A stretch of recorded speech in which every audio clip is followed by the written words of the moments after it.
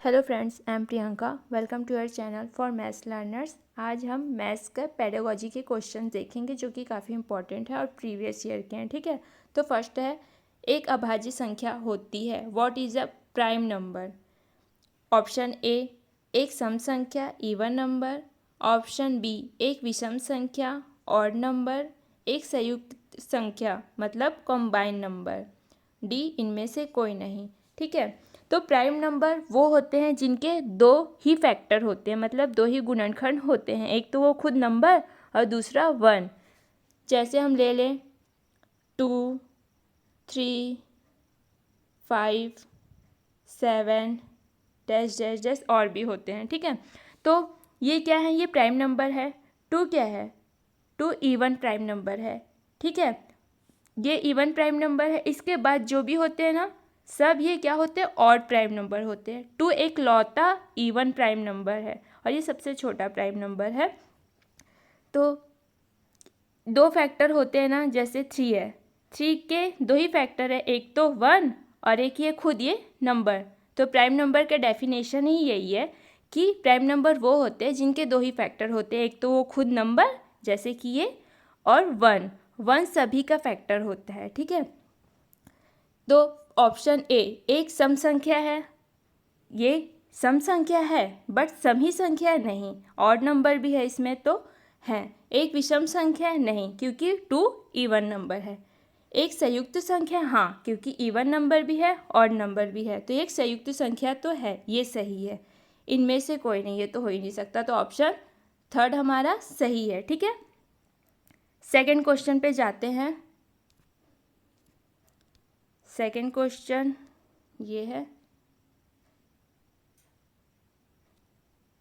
ठीक है, दो प्राकृत, ये सेकंड क्वेश्चन है ना, दो प्राकृत संख्याओं का अंतर सदैव होता है। The difference of two natural number is always a, एक पूर्णांक मतलब कि इंटीजर, एक प्राकृत संख्या नेचुरल नंबर। थर्ड, एक संपूर्ण संख्या मतलब कि होल नंबर। डी, एक धनात्मक संख्या मतलब पॉजिटिव नंबर। दो नेचुरल नंबर का डिफरेंस एक इंटीजर नंबर होता है। एग्जाम्पल से समझे हम, तो हमने दो नेचुरल नंबर ले लिया, जैसे कि 3 और 5। नेचुरल नंबर स्टार्ट होते हैं 1 से, ठीक है, और नेचुरल नंबर हमेशा पॉजिटिव होते हैं। ये हमने दो नेचुरल नंबर ले लिया, इनका डिफरेंस निकाले तो 3 माइनस 5 करे तो -2 होगा ये। ठीक है, डिफरेंस निकाले। अब 5 माइनस 3 करे तो 2, डिफरेंस ही पूछा गया है ना, तो हम देख रहे हैं कि डिफरेंस निकालने से हमारा नेगेटिव नंबर भी आ रहा है, पॉजिटिव नंबर भी आ रहा है। ठीक है, तो इंटीजर क्या होते हैं? इंटीजर में नेगेटिव नंबर भी आते हैं, पॉजिटिव नंबर भी आते हैं। तो हमसे पूछा गया था दो नेचुरल नंबर का डिफरेंस क्या होता है, तो हमने देखा कि इंटीजर होता है। क्यों? क्योंकि इंटीजर में नेगेटिव नंबर भी आता है, पॉजिटिव नंबर भी आता है, तो ऑप्शन ए तो सही है। सेकंड, एक प्राकृत संख्या, एक प्राकृत संख्या कहाँ से हो जाएगा? दो नेचुरल नंबर का अभी हमने देखा ना, डिफरेंस निकाले तो नेगेटिव नंबर भी आया, और नेचुरल नंबर हमेशा पॉजिटिव होते हैं, जो कि 1 से स्टार्ट होता है और पॉजिटिव नंबर होते हैं, तो ये ऑप्शन गलत है। ठीक है, थर्ड है, एक संपूर्ण संख्या मतलब कि होल नंबर। होल नंबर 0 से स्टार्ट होते हैं और ये भी पॉजिटिव होते हैं। तो हमने तो देखा दो नेचुरल नंबर का डिफरेंस नेगेटिव भी था, पॉजिटिव भी है, तो ये भी नहीं हो सकता। इसमें भी पॉजिटिव नंबर आते हैं, होल नंबर में भी। एक धनात्मक संख्या, ये तो गलत ही है, क्योंकि हमने इंटीजर दो नेचुरल नंबर्स का डिफरेंस देखा, नेगेटिव नंबर भी है, तो ये तो गलत है। मतलब फर्स्ट ऑप्शन ही अपना सही है, जो कि इंटीजर मतलब दो संख्या, दो नेचुरल नंबर्स का डिफरेंस इंटीजर नंबर होता है, ऑप्शन ए सही है। ठीक है, थर्ड क्वेश्चन है ये, प्राकृत संख्याओं के बारे में निम्नलिखित में से कौन सा कथन सत्य नहीं है? ठीक है, सत्य नहीं पूछा गया है। ए है, एक प्राकृत संख्या एक प्रत्येक संख्या का एक गुणनखंड होता है। हाँ, हर नंबर का फैक्टर होता है, ये सही है। Second, every factor of a number is an exact divisor of that number. किसी संख्या का प्रत्येक गुणनखंड उस संख्या का पूर्ण भाजक होता है, तो ये भी सही है कि हर नंबर का एक फैक्टर होता है और उसका पूर्ण भाजक मतलब डिवाइज़र होता ही है, ये भी सही है। थर्ड है किसी दी गई संख्या के गुणनखंडों की संख्या परिमित होती है। Number of factor of a given number is finite. हाँ, संख्या के फैक्टर्स का नंबर फाइनाइट होता है, ये भी सही है। फोर्थ ऑप्शन है एक सबसे छोटी अभाज्य संख्या, ये गलत है क्योंकि अभी हमने देखा 2 सबसे छोटी अभाज्य संख्या मतलब कि प्राइम नंबर है, तो अब ये ऑप्शन गलत है फोर्थ। तो ओनली 4 किस में है, ये डी में है, तो बाकी सब सही थे, ऑप्शन 4 ही हमारा गलत है जो कि डी ऑप्शन में है। तो आंसर क्या आ गया, डी। ठीक है। फोर्थ क्वेश्चन ये है, फोर्थ क्वेश्चन ये है। ठीक है। फोर्थ क्वेश्चन है फिरोज मानचित्र पर मापक्रम को पढ़ सकता है और दो स्थानों के बीच की दूरी को सही रूप में ज्ञात कर सकता है। वह क्या प्रदर्शित कर रहा है, वह यह बता रहा है कि उसे, इससे वह ये प्रूव कर रहा है कि उसे रेशियो और प्रोपोर्शन का नॉलेज तो है। वह तभी तो बता पा रहा है ना कि मानचित्र पर मापक्रम को पढ़ ले रहा है, स्थानों के बीच की दूरी को बता पा रहा है, मतलब कि उसको नॉलेज तो है रेशियो और प्रोपोर्शन का। तो वो क्या कर रहा है, वो समानुपातिक चिंतन कर रहा है, मेजरमेंट थिंकिंग तो नहीं कर रहा है। ठीक है।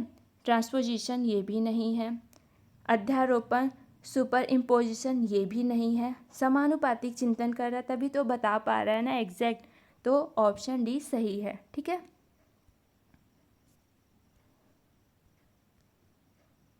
अब देखेंगे डिडक्टिव रीजनिंग। ठीक है, ये है डिडक्टिव रीजनिंग। निगमनात्मक विवेचन गणित की एक महत्वपूर्ण बुनियाद है। निगमनात्मक विवेचन में चरणों का सही क्रम है। ऑप्शन ए है theory, hypothesis, pattern, confirmation. Second है pattern, theory, confirmation, hypothesis. First में ही पैटर्न, ये तो गलत हो गया। ठीक है। थर्ड ऑप्शन कन्फर्मेशन, कन्फर्मेशन तो लास्ट में करते हैं ना, ये गलत हो गया। Fourth hypothesis, pattern, confirmation, theory, last में थ्योरी नहीं, ये तो और भी गलत है। फर्स्ट ऑप्शन ही हमारा सही होगा जिसमें थ्योरी सबसे पहले थ्योरी बनाएंगे, फिर उसके बाद परिकल्पना मतलब कि हाइपोथेसिस करेंगे, फॉर्मूले बनाएंगे, उसके बाद पैटर्न बनाएंगे। ठीक है। फिर कन्फर्मेशन मतलब कि पुष्टिकरण करेंगे। तो ऑप्शन ए सही है। डिडक्टिव मेथड में हम क्या करते हैं, अननोन टू नोन जाते हैं, मतलब अज्ञात से ज्ञात की ओर जाते हैं। इंडक्टिव मेथड में ज्ञात से अज्ञात की ओर मतलब नोन टू अननोन जाते हैं। और डिडक्टिव मेथड में हम क्या करते हैं, डिडक्टिव मेथड में हम रूल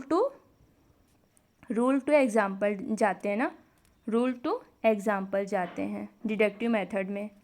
और इंडक्टिव मेथड में हम एग्जाम्पल टू रूल जाते हैं इंडक्टिव मेथड में। ठीक है। तो फर्स्ट ऑप्शन ही अपना सही है डिडक्टिव रीजनिंग के लिए। सबसे पहले थ्योरी बनाएंगे, फिर परिकल्पना हाइपोथेसिस, फिर पैटर्न बनाएंगे, फिर पुष्टिकरण करेंगे। ऑप्शन ए सही हो जाएगा इसका। ठीक है।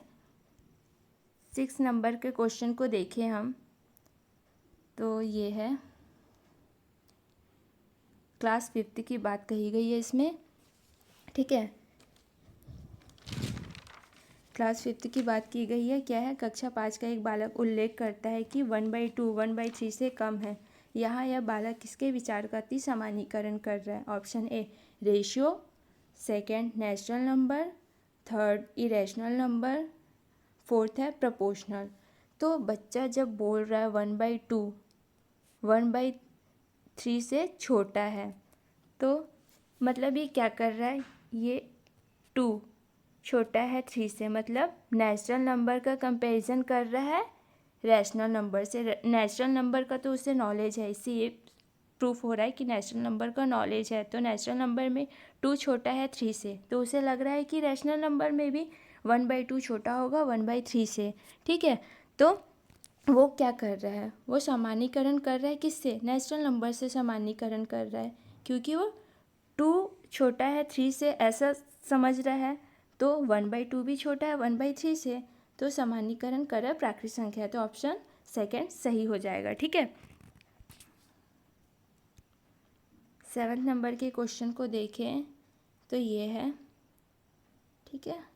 ये 7 नंबर का क्वेश्चन है।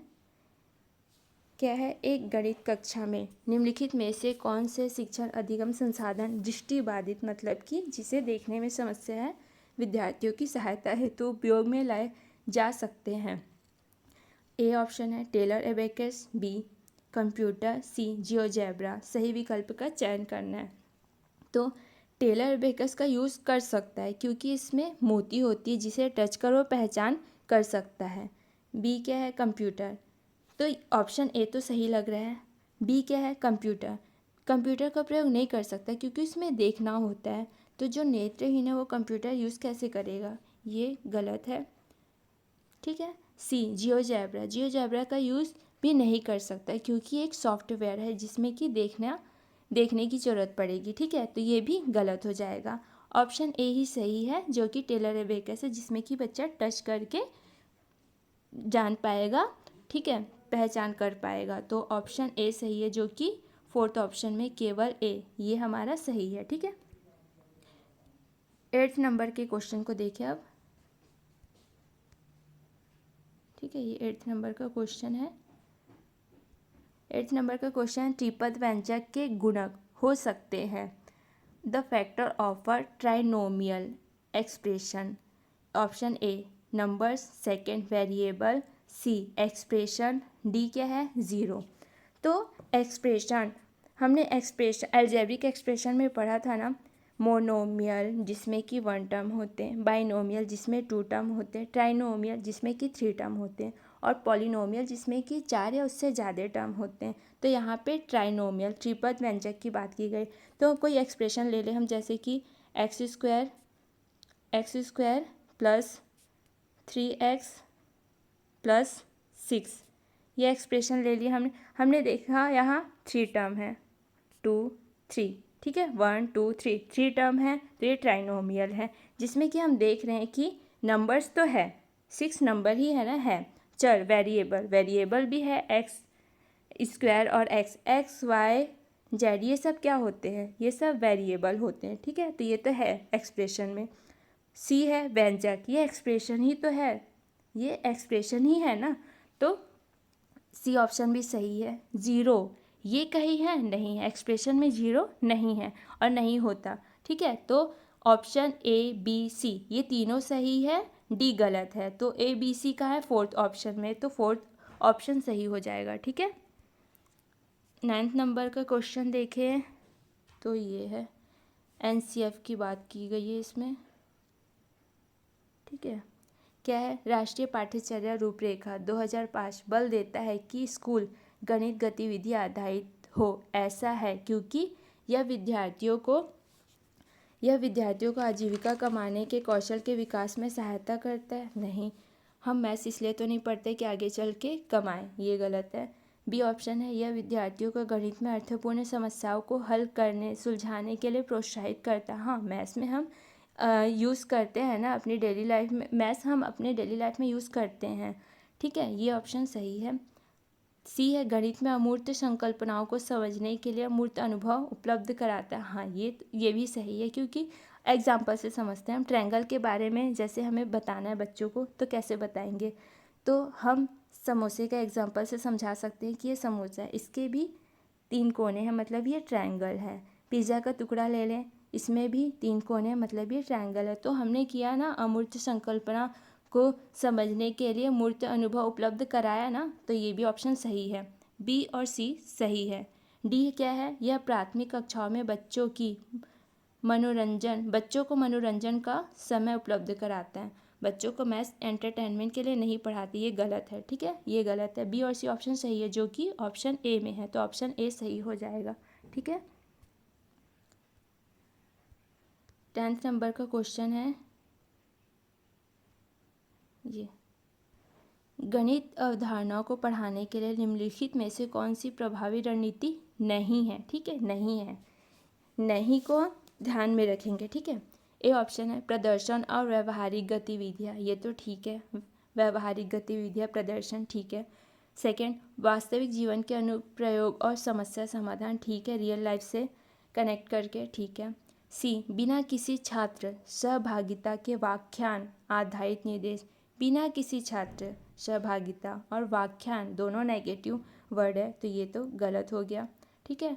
डी है सहयोगात्मक शिक्षण और समूह कार्य। ठीक है, ग्रुप में, ये भी सही है। तो ऑप्शन सी बस गलत है, बाकी सब सही है। हमें क्या बताना था, प्रभावी रणनीति नहीं है, मतलब कि सी ही हमारा आंसर हो जाएगा क्योंकि ये गलत है। ठीक है। 11वें नंबर का क्वेश्चन है ये। ठीक है, ऑप्शन है ये है 11वें नंबर का क्वेश्चन। प्राथमिक कक्षाओं में बच्चे गणित में क्या सीखते हैं, इसके आकलन का ध्यान किस पर नहीं होना चाहिए। ऑप्शन ए है गणित अवधारणाओं को समझना, ये तो सही है, गणित अवधारणाओं को समझना ठीक बात है। सेकंड, गणितीय भाषा का विकास, ये भी ठीक है, भाषा का ज्ञान होना चाहिए, किसी भी भाषा का ज्ञान होना चाहिए, तो गणित भाषा का भी ज्ञान होना ही चाहिए। सी, गणित की समस्याओं का जवाब देने में सटीकता, ये थोड़ा अजीब है क्योंकि प्राइमरी लेवल के बच्चे से कुछ ज़्यादा ही एक्सपेक्ट यहाँ पे कर दिया गया है। प्राइमरी लेवल का बच्चा सही गलत जो भी बोले उसे हमें स्वीकार करना है और उसके आंसर को हमें एक्सेप्ट करना है। तो ऐसा तो नहीं है कि वो सही आंसर दे दे, एक बार में सटीक आंसर ही दे दे, ये गलत बात हो जाएगी। प्राइमरी लेवल का बच्चा बहुत छोटा होता है और वो गलत भी बोले तो उसे हमें देखना है। ठीक है, तो सटीक आंसर की एक्सपेक्ट तो हम कर नहीं सकते उससे। डी, तर्क कौशल का विकास, ठीक है, रीजनिंग स्किल डेवलप करना, ये भी ठीक है। तो सी, ये थर्ड ऑप्शन बस थोड़ा गलत हो जाता है क्योंकि ये बच्चे प्राइमरी लेवल के बच्चे से ज़्यादा ही एक्सपेक्ट करना हो गया। ठीक है, ये गलत हो जाएगा, बाकी ये तीन ऑप्शन सही है। जो गलत ही हमसे पूछा गया था ना, नहीं होना चाहिए, आकलन का ध्यान किस पर नहीं होना चाहिए, तो ठीक है, ये सी ऑप्शन गलत है। 12 नंबर का क्वेश्चन ये है, ये ठीक है,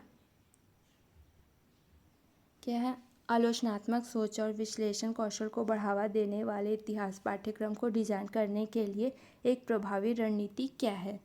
फर्स्ट है ऐतिहासिक तथ्यों को याद करने पर ध्यान केंद्रित करना, याद करने पर ध्यान केंद्रित करना, रट्टाफिकेशन नहीं, ये गलत है, ये गलत हो गया।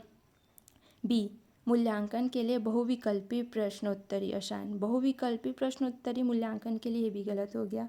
सी ऑप्शन है प्राथमिक स्रोत दस्तावेजों को शामिल करना और कई दृष्टिकोणों का विश्लेषण करना, कई तरीकों से विश्लेषण करना, ये तो सही हो जाएगा, पॉजिटिव बात हो गई।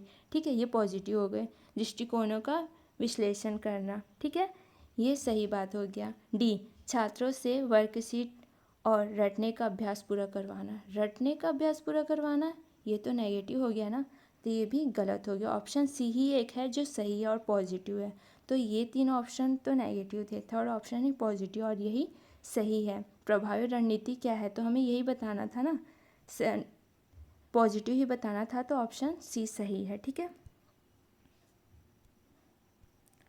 13 क्वेश्चन देखें।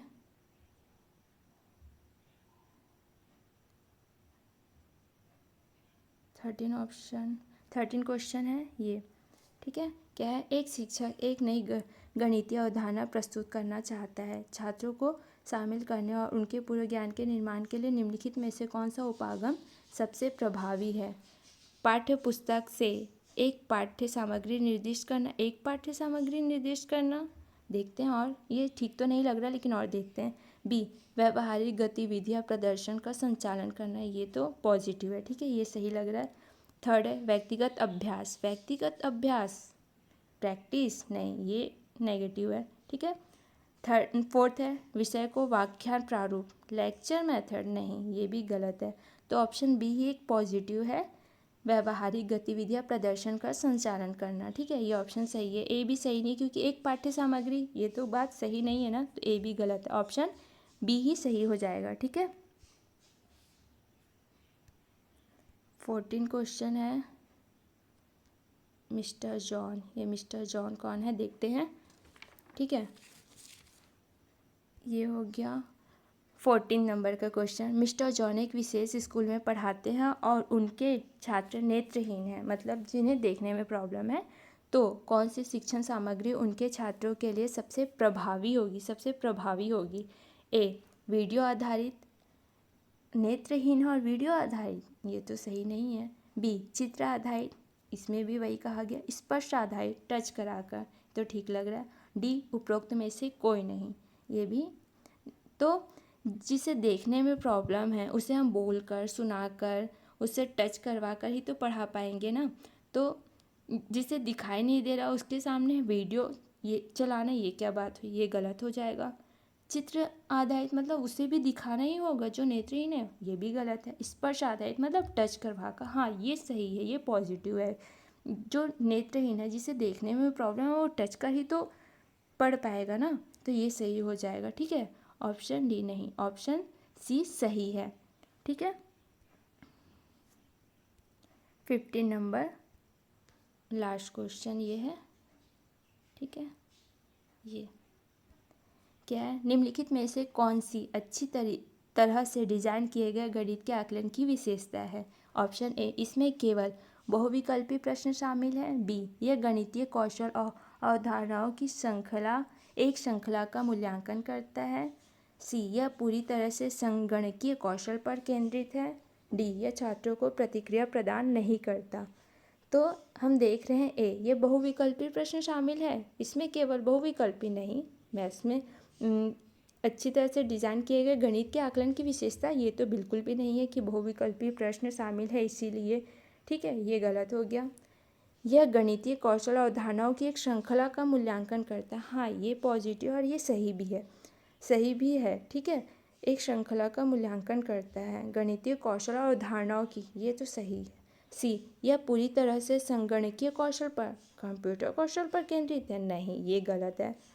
ठीक है, डी, यह छात्रों को प्रतिक्रिया प्रदान नहीं करता है, ये भी गलत है। अच्छी तरह से डिजाइन किए गए गणित के आकलन की विशेषता, ये तो बिल्कुल नहीं है कि छात्रों को प्रतिक्रिया प्रदान नहीं करता है, ये तो बिल्कुल नहीं है। बी ऑप्शन सही है हमारा, यह गणितीय कौशल और अवधारणाओं की एक श्रृंखला का मूल्यांकन करता है। ठीक है, ऑप्शन बी सही है। तो ये थे मैथ्स पेडागोजी के इम्पॉर्टेंट क्वेश्चन जो कि पेपर 1 और पेपर 2 दोनों के लिए इम्पॉर्टेंट हैं।